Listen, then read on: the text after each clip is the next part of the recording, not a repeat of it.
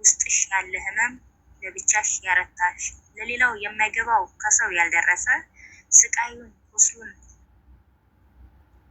በውስጥሽ ያልቆሰለ እጅሽ ያልሰጠሽ ህይወትሽ ፈተናም እልፍ ቢሹም ተሻግረሽ ከዛሬ እየደረሽ አዋንቺ ጀግና ነሽ።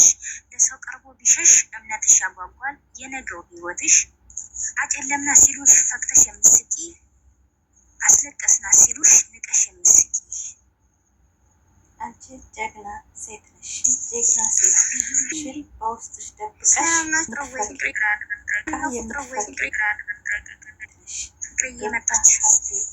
አንቺ ጀግና ሴት። ዛሬ ከባድ ጥያቄ አለኝ ለክርስቲያን ወገኖቼ። ቀልዱም ቀልድ ነው፣ ከምር ምር ነው። ለክርስቲያን ወገኖቼ ከባድ መልእክት አለኝ። ኮሜንት እፈልጋለሁ። እኛ ክርስቲያን ወገኖቼ ጋራ እንደ አገሬ ጋራ ነው አብረን የምንኖረው፣ አብረን ተምረናል። እንደ ሃይማኖት ስናወራ ደግሞ ስለነሱ ሃይማኖት ጠለቅ ብለን የምናውቅ የወሎ ልጆች ብዙዎቻችን አለን። ለምን ሙስሊም ክርስቲያኑ አንድ ላይ ስለምንኖር ስለምንማር። ዛሬ ግን እየመጣሁት ቁም ነገር ነው የማወራው። አይመለከተሽም ልትሉ ትችላላችሁ። ዳኒ ማታ ቪዲዮ ለቀው ነበር። ሁለታችሁም መራቅ አልፈልግም አለ። አበጋዝ ቪዲዮ ለቀው ነበር። ሄርሜላን መራቅ አልፈለገም። ሁለቱንም ማስተናገድ ነው የፈለገው። ናሂ ሁለት ሴት ባንድ ሌላ አፍቃሪ ሲመጣባት እቺ ፍቅር ሰዓት የሰጠችው ሀብል የሰጠችው ምን አስበህ ነው ብሎ እሪ አለ። ክርስቲያን ወገኖቼ ግን ይሄ ነገር ተመችቷችሁ ነው ላይክ የምታደርጉት? ወዴት እየሄድን ነው? እንደ ክርስትና ሳስበው እኔ አንድ ለአንድ መቆረባቸውን ነው የማውቀው የድሮ እናቶች። ግን እንዳሁኑ ደግሞ እንደ ወጣቶች ሳይ ወዴት እየሄድን ነው? ግን ተመችቷችሁ ነው ላይክ የምታደርጉት? እየሄዳችሁ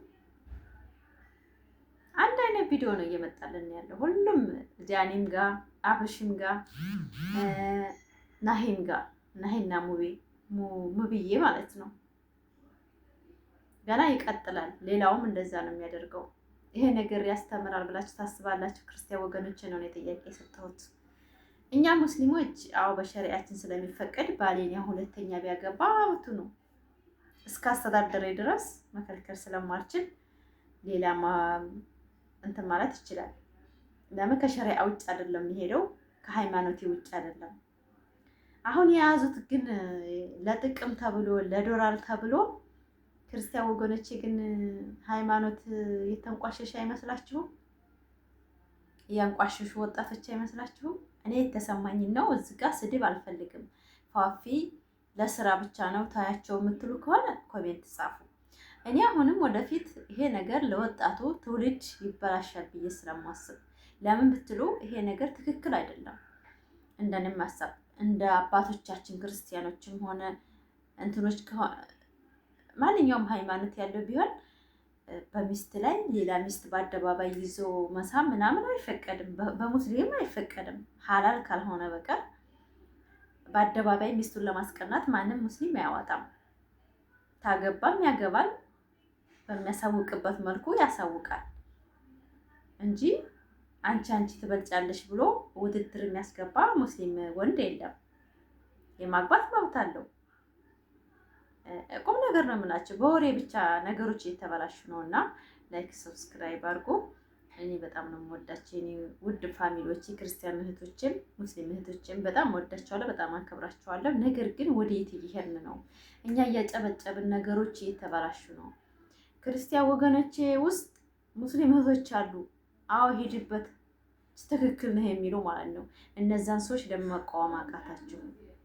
ሙስሊም እህቶች እኮ እነዛ የሚሉት ስለ ራሳቸው ሃይማኖት ግድ ያልሰጣቸው ናቸው እንጂ ማንም ሰው ሲገባበትና ሲፈቀርበት ደስ የሚለው የለም። በእውነት ፋሚሊ ማንም ሴት ባሏ ሲያገባባት ደስታ ሆና አትቀበልም። ግን ህግ ስለሆነ ሸሪዓ ስለሆነ ግን ግዴታ እንቀበላለን። ለምን ትዳራችንን ከምናጣ አወደን በኖር ይሻላል በማለት ልጆችም ስለሚወለዱ ለልጆቻችን ብለን አምነን እንቀበላለን። ሙስሊም እህቶቼ ማለት ነው። ግን አሁንም እንዴት ተያዘ ከሆነ ክርስቲያን ወገኖች ላይ የማየው ነገር በቃ ተኮራረጁና ይሄ ነገር ወዴት እያመራ ነው? እኔ ዳኒ ላይ በጣም ስቅ ያለውና ሁለቱን ማጣት አልፈልግም ሲል አብርሽ ነገ ተነገ ወዲያም እንደዛ እንደማይል እርግጠኛ አይደለሁም። ጠብቆ ወደፊት። ስለዚህ ወዴት እየሄድን ነው? አረ በጣም በዛ፣ አስጠላ። እንማማር። ኮሜንት ትጽፉ አግባብ ያለው መሆን አለበት። ላይክ የሚደረግን ቪዲዮ ማወቅ አለብን። ዝም ብለን ላይክ ስናረጋቸውና ይደጉ ብለን ውሸታቸውን ሸፍነን ስንሄድ ዩቲዩበሮችን እኛ ላይ ዞረው እኛን እየወጉን ነው። ሴት ወንድ ልጅ 2-3 ቢያመጣም ሴት ምንም እንደማትል እያሳዩን ነው በተግባር እና እኛ ዝቅ እየተደረግን ነው። እና በዳኒ ንግግር ላይ ሳየው የዚህን ያህል ሴት ሊረክሰናል እንዴ ነው ያልኩትና በናሀይም ቤት አይቻለሁ። አብርሽም አሁን ሄርሜላን አውቀው ነው እነሱ የህዝቡን ማንነት ለመፈተሽ ነው ያመጡት አብርሽና ሄርሜላ። ቢሆንም ግን አብርሽ የሚያደርገው ድርጊት አካሄዱ በጣም ነው የሚያስፈራው። ማለትም እሰቢበት። በአንዴ መወሰን እንዴት ቻልሽ? እንዴት ይሄ ነገር እንዴት ተመችሽ? አንቺ እንዴት ቀለልሽ አላት። ስለዚህ ይሄን ነገር ለምን አስፈለገ? ምን አይነት ትምህርት ልንማርበት ነው? ምንድን ነው የምንማረው? ክርስቲያን ወገኖቼ ይሄን ነገር ተመችቷችሁ ነው ወይ ላይክ የምታደርጉት?